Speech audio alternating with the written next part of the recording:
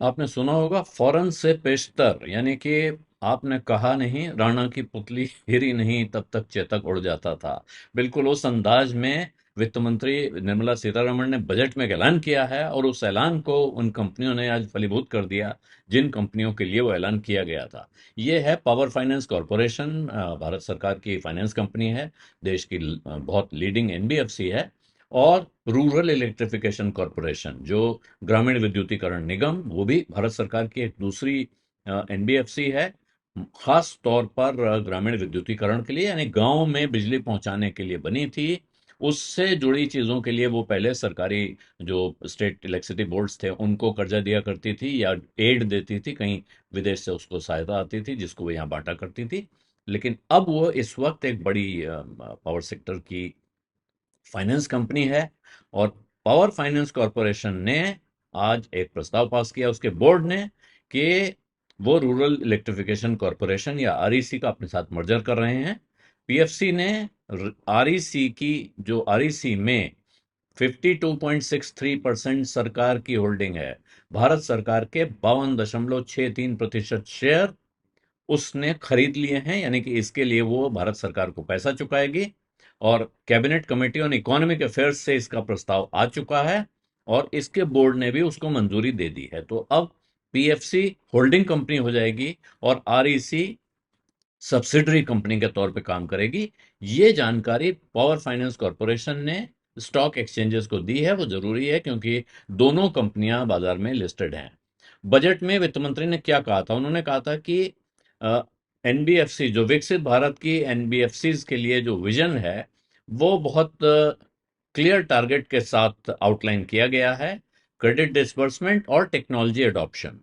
तो इसको हासिल करने के लिए, इसमें स्केल हासिल करने के लिए और एफिशिएंसी के लिए हम सबसे पहले पहला कदम उठा रहे हैं कि हम पावर फाइनेंस कॉरपोरेशन और रूरल इलेक्ट्रिफिकेशन कॉरपोरेशन को रीस्ट्रक्चर करेंगे। रीस्ट्रक्चर करना मतलब होता है फेरबदल करना, लेकिन यहां रीस्ट्रक्चरिंग का सीधा अर्थ है कि इन दोनों कंपनियों का मर्जर होना है। तब से पावर फाइनेंस कॉरपोरेशन का शेयर करीब 5.8% बढ़ चुका है उस ऐलान के बाद से, जबकि आरईसी के भी शेयर बढ़े हैं और वो 2.3% बढ़े हैं।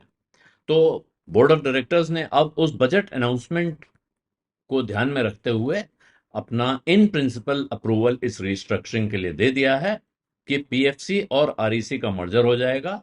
जबकि ये ध्यान रखना चाहिए कि ये इस मर्जर के बाद भी पावर फाइनेंस कॉरपोरेशन एक सरकारी कंपनी, जो कंपनीज एक्ट 2013 में सरकारी कंपनी या सार्वजनिक क्षेत्र की कंपनी की परिभाषा दी गई है, उस हिसाब से या दूसरे कानूनों के लिहाज से ये कंपनी एक सरकारी कंपनी बनी रहेगी। तो पावर फाइनेंस कॉरपोरेशन अब एक और बड़ी एनबीएफसी हो रही है। वैसे भी वो भारत की एनबीएफसीज में उसका एक अहम स्थान है, क्योंकि बड़े बड़े पावर प्रोजेक्ट्स को फाइनेंस करती रही है। मिनिस्ट्री ऑफ पावर के तहत ये कंपनी आती है, और एक देश की बड़ी एनबीएफसीज में इसकी गिनती होती है।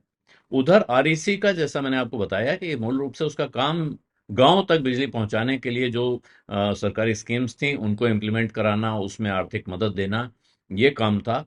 लेकिन अब वो एक बड़ी पावर सेक्टर की बड़ी फाइनेंस कंपनी बन चुकी है।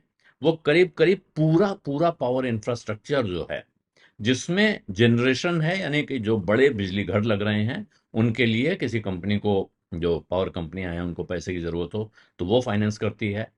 ट्रांसमिशन लाइंस, जो बड़ी, एक बड़े बिजली घर से और एक डिस्ट्रीब्यूशन ग्रिड तक या डिस्ट्रीब्यूशन ग्रिड के बीच में जो पावर ग्रिड कॉरपोरेशन की लाइंस हैं पूरे भारत में, इनमें इनके बनाने के लिए जो फाइनेंसिंग होती है उसके लिए, या फिर डिस्ट्रीब्यूशन, फाइनली जब ट्रांसमिशन होता है एक जगह से दूसरी जगह तक बिजली पहुंचाना, और डिस्ट्रीब्यूशन है उसको फिर आखिर में कंज्यूमर तक, एंड यूजर तक, वो फैक्ट्री हो, वो कोई किसान हो, वो हमारे आपके जैसे अपने अपने घरों में बिजली खर्च करने वाले लोग हों, ऑफिसेज हों, बड़ी बिल्डिंग्स हों, इन सब के लिए पहुंचाना, इसको डिस्ट्रीब्यूशन कहते हैं।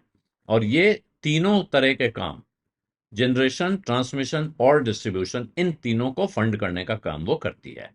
इसके अलावा अब वो रिन्यूएबल एनर्जी में, इलेक्ट्रिक व्हीकल्स में, बैटरी स्टोरेज में, ग्रीन हाइड्रोजन में, ऐसी तमाम चीजों में भी हाथ लगा चुकी है, तो अब उसे आप बिल्कुल प्योरली ग्रामीण विद्युतीकरण निगम कहें, ये जायज नहीं है टेक्निकली।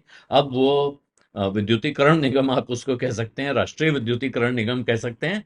हालांकि अब पीएफसी के साथ जब उसका मर्जर हो जाएगा तो जाहिर है इस नाम की नामकरण की जरूरत नहीं रह जाएगी, रिलेवेंस नहीं रह जाएगी, और फिर वो पावर फाइनेंस कॉरपोरेशन हो जाएगा। या संभव है कि आरईसी और पावर फाइनेंस कॉरपोरेशन मिलकर कोई नए नाम पर विचार करें। आजकल जिस तरह से नामों का खेल चल रहा है, तरह तरह के नामों की इजाद हो रही है, तो कोई नया नाम भी वहां आ सकता है। और अभी हाल में आरईसी ने यह भी ध्यान देना चाहिए, नॉन पावर इंफ्रास्ट्रक्चर पर भी पैसा लगाना शुरू कर दिया है, जिसमें रोड्स और हाईवेज भी शामिल हैं, मेट्रो ट्रेन शामिल हैं। हालांकि मेट्रो को कहा जा सकता है कि आप, मेट्रो सब जगह बिजली से चलती है तो इसको आप एलाइड एक्टिविटी मान सकते हैं, लेकिन सिर्फ मेट्रो रेल तक की बात होती तो ये बात मानी जा सकती है। लेकिन अब आरईसी का जो स्कोप ऑफ वर्क है, स्कोप ऑफ फाइनेंस है, वो सड़कों के लिए, हाईवेज के लिए, मेट्रो रेल जैसा मैंने अभी आपको बताया, एयरपोर्ट्स, पोर्ट्स, आईटी और कम्युनिकेशन, इन सारी इंडस्ट्री में फैल चुका है। यानी कि उसने अब हाथ शुरू कर दिया है। अभी ऐसा नहीं है कि उसमें बहुत बड़ा हाथ लगाया है, लेकिन वो डाइवर्सिफिकेशन किया है, आप कह सकते हैं पहला कदम है।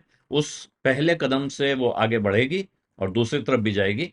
तो अब जो इंडस्ट्री के एनालिस्ट हैं और जो एक्सपर्ट्स हैं, उन्होंने बहुत पहले से कहा है कि जो पावर इंफ्रास्ट्रक्चर का सेगमेंट है, इसमें बहुत जबरदस्त सुधारों की जरूरत है।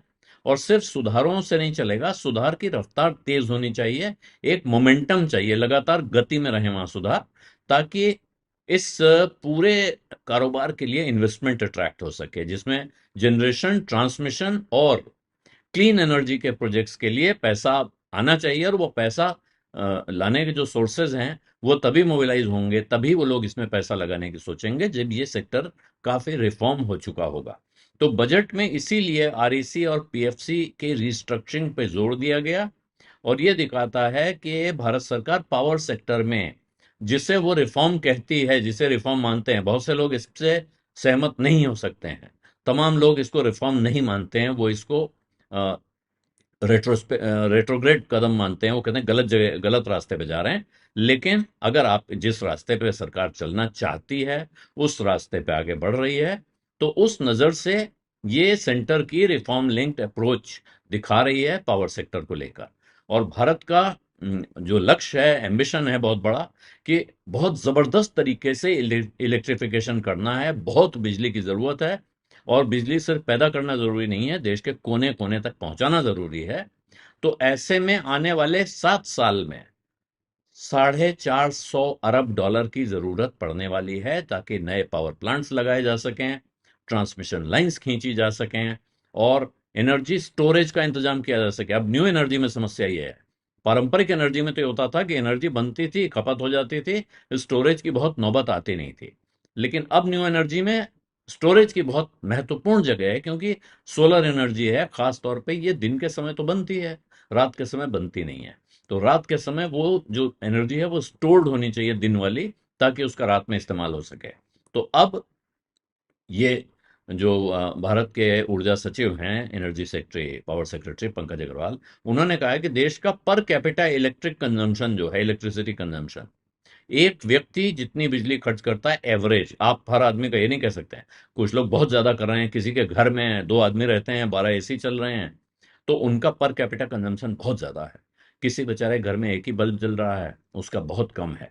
लेकिन एवरेज जब निकाल रहे हैं, तो भारत का पर कैपिटा बिजली का कंजम्पशन दुनिया के एवरेज से 1/3 है। और ये 2047 तक, जब विकसित भारत का लक्ष्य पूरा होने का समय रखा गया है, वहां तक ये एक 3 गुना हो जाना चाहिए। यानी कि फिर वो आज की तारीख की गणित से अगर आप देखेंगे, तो आज की तारीख के हिसाब से वो वहां पहुंच जाना चाहिए। इस लिहाज से सरकार बहुत कोशिश कर रही है कि इस लक्ष्य को हासिल करने के लिए जो जो किया जा सके वो करें, और इसके लिए, इसको फंडिंग करने के लिए जो किया जा सके वो करें।